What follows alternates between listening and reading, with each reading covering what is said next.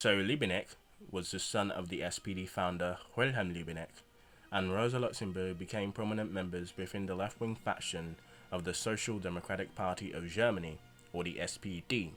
They moved to found an independent organization after the SPD supported Imperial Germany's declaration of war on the Russian Empire in 1914 at the start of World War One.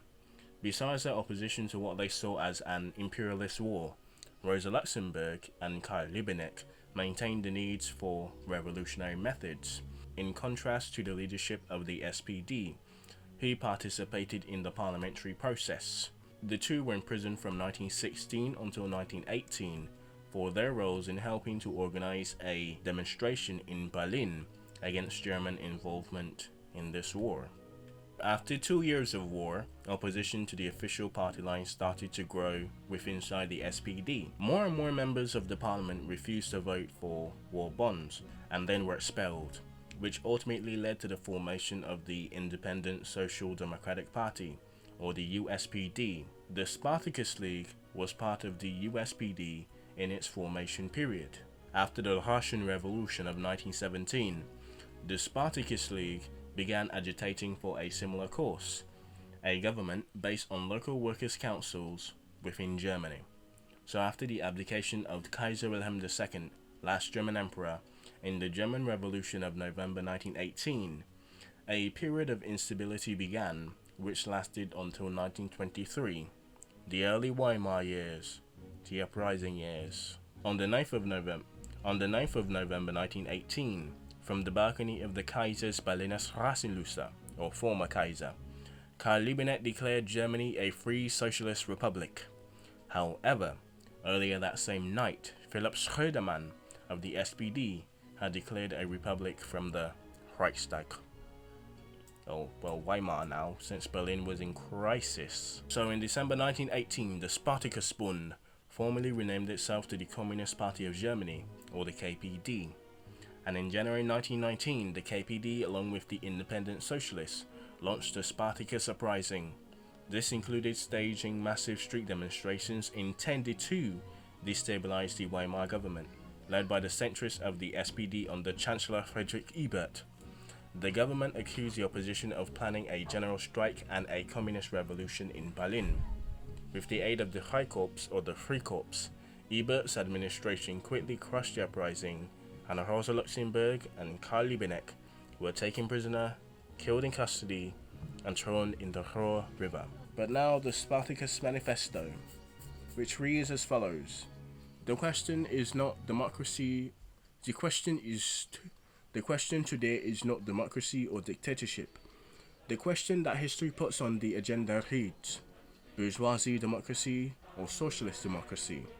For the dictator of the proletariat does not mean bombs, pushes, riots, and anarchy, as the agents of capitalism deliberately and falsely claim. Rather, it means using all instruments of the political power to achieve socialism, to expropriate the capitalist class, through and in accordance with the will of the revolutionary majority of the proletariat.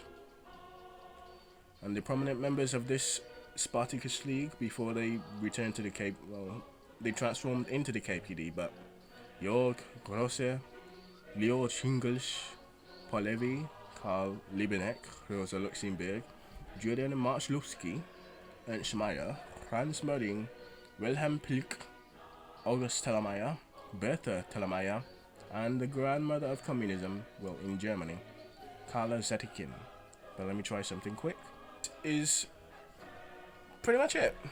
Yeah, pretty short. The Red Army, very not long lasting. Sorry for the delay in content. Looks like I'm gonna be called back, so that puts another date in the content. But anyway, we're gonna steam Farhead. I'm gonna call him back and see what he has to say. But for sure, I know I'm gonna have to go back. Works on my screen.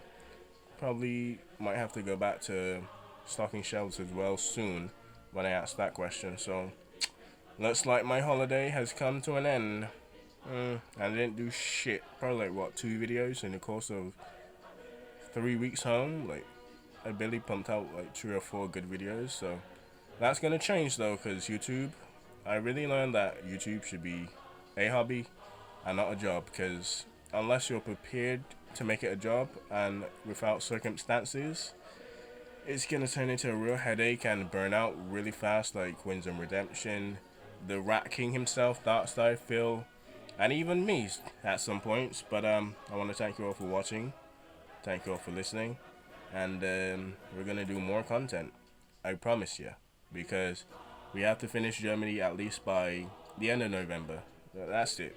Probably even the end of October if we're lucky. But with me getting called back, well, I gotta see what he says. But more than likely, he's probably come back this tomorrow. I don't know, but we will see what's up.